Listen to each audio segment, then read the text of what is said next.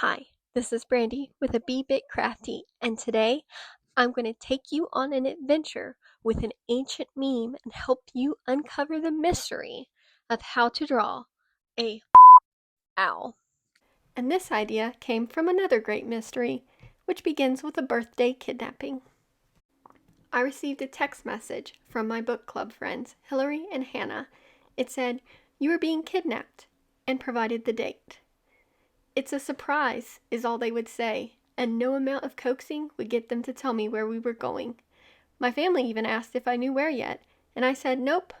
The only hint I was provided was to bring my camera. And on that fateful morning, an hour after dawn, we rode, and still, I had absolutely no idea where we were going. And after hours of traveling, finally, we made it, and it looked like a park. And then Hillary started playing the Jurassic Park theme song on her phone. And as Hannah spoke with the park keeper, we discovered we were in the wrong place. So after a clear set of instructions, we finally found it. It was the Raptor Photography Workshop. It was incredible. They had so many different birds they brought out, but I only took a few videos since I had my photography camera. Really, only this one of the red tail, her name is Valkyrie, turned out to not look terrible. This workshop took place at a Raptor recovery center, and these birds were ambassadors that could no longer survive in the wild and are now used for educational purposes. I got to take these amazing photos and finally decided upon this owl named Ollie as the subject of today's drawing. The very first thing was to use my pencil to sketch out the two circles meant to be the owl's head and body. The materials I'm using to do this is an 8x10 piece of illustration board, and I'm drawing with the Blackwing 602 pencil. This is also going to be misleading because I'm not exactly drawing a circle for the body, but I am trying to go ahead and get the shape of the owl's body in, which is more of like an oval. Now, you might be wondering why you should even be listening to me about drawing an owl if I'm going to break the rules this early. Well, here I've included a few paintings of past owls I've done. This will show you that I might have an idea of how to breach the gap between steps 1 and 2. This part is really about getting the placement of everything down, like the eyes and beak, as well as the ear fluffs. Most of these lines are going to be drawn very lightly in case I have to erase them until I decide that the lines are all where I want them. When drawing from a reference, make sure to keep it out and available to keep looking at it. It sounds counterintuitive to not look as much at your drawing, but if you don't keep checking your reference picture, it will not end up as an owl. Another tip is to keep looking for shapes to add to the drawing and break down the complicated patterns into simpler lines like I'll do later for the feathers. That way it's not so overwhelming. Speed this section up a little bit so that you can see the completed outline, and we can move on to the next section.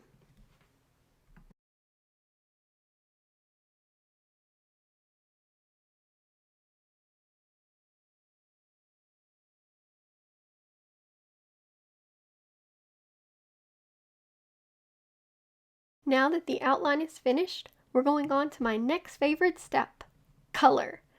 Though there won't be a whole lot of color since this owl is mostly gray. I want this drawing to still have some color, and since I can't use paint, I'm going to break out my Prismacolor pencils to finish this drawing.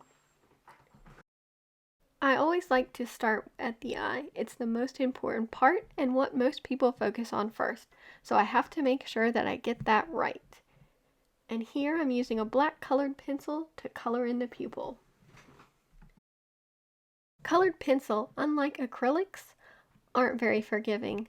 So once I put the dark sections in, it's impossible to remove them. So I want to make sure that I get it right, and I usually do it first. I'm also going to use black to color in Ollie's tear ducts, as well as her little brow part over her eye. Yellow will be about the most vibrant color in this drawing, and it's reserved for Ollie's eyes and beak.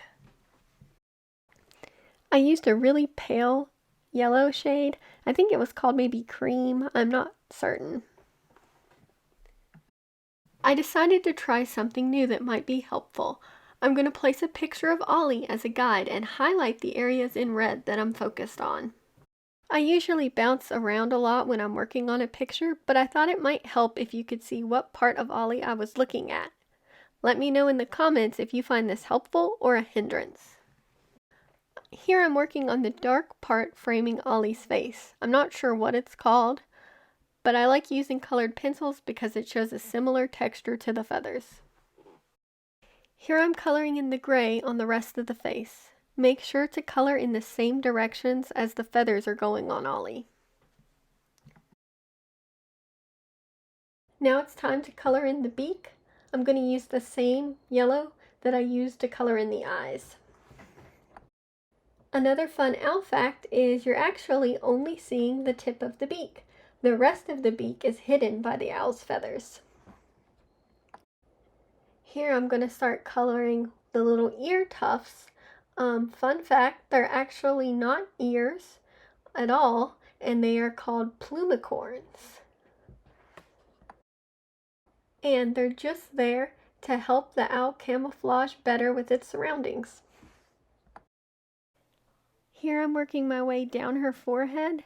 The feathers on that, I do little short marks in order to make those feathers short in that area. And then later around her eyes, it's going to have big fluffy feathers that kind of point out at like a 2 o'clock position on the clock. I don't know if I mentioned this or not, but Ollie is actually an eastern screech owl, and she's a gray morph. Screech owls come in 2 different colors, gray and like a rusty red color, but Ollie was the only one available for our photo shoot. Next, I'm working on the back of her wing. I will be using black once again and making little scallop shapes to mimic the feathers on her wings. Another fun fact about owls is they're not wise. This is because their eyes are so huge, they don't really have much room for their brains. So, you aren't going to get any sage advice from owls, but it shows the value of good PR. And with my colored pencils, I'm still trying to go the same direction as the feathers so that it'll look more cohesive and more lifelike. Now I'm going to be focused on the owl's chin. I'm going to take the gray colored pencil and kind of blend it with the face section and work my way down. Now I'm bouncing around a little, making my way down and drawing the dark outline of the feathers. I made kind of an arrow pointing up shape to imply the feathers on the. It's really awesome that the simplest little marks can imply feathers and bring so much life to this picture. Fun fact about owls, most of them fly completely silent, and some can even hunt exclusively just using hearing. Now I am headed back up and I'm going to be focusing on what I think is the crop area. I think it might be a little bit of the shoulder section too. This will be similar to the lower breast feathers, but instead it's going to have a thicker, darker line and kind of little C shape sticking out from it to imply feathers. If you know the proper name for the section that I'm working on, let me know in the comments because I'd love to be sure about it. Another owl fact is that they can rotate their heads up to 270 degrees because of the extra neck vertebrae and special blood vessels that keep the circulation flowing. And that's why it looks like they can turn their heads around completely backwards. Owls are so delightfully weird. If you're ever bored, check out an owl skeleton. They're put together so strange. You might be wondering why I'm drawing her foot like this. The reason that Ollie is with the Raptor Center is because she got trapped in a volleyball net and couldn't get free. She lost part of 2 toes, and that's why she is missing talons on the foot that is closest to the viewer. Owls and other raptors usually hunt with their feet, so not having functional toes can be deadly. Owls actually have feathers on their feet, unlike other raptors. So while I put her feet in, I want to make sure they kind of look fuzzy by not drawing a straight line, but adding little dashes along the line so they'll look fuzzy. In this section, I'm going around and just adding some darker areas all over. I kind of almost work my way outside in this section, just darkening everything up and adding a couple extra feathers and putting in the tips of the wings a little bit.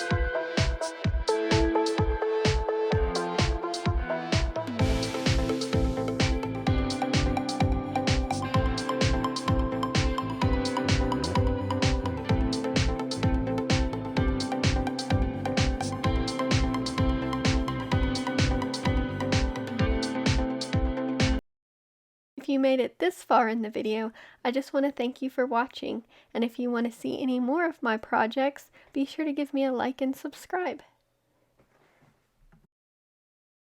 This section I'm going to be adding the color to the log that Ollie's standing on. I'm going to take a dark, kind of gray-brown color pencil and just color downward and darken up some of the lines to make it look kind of log-like.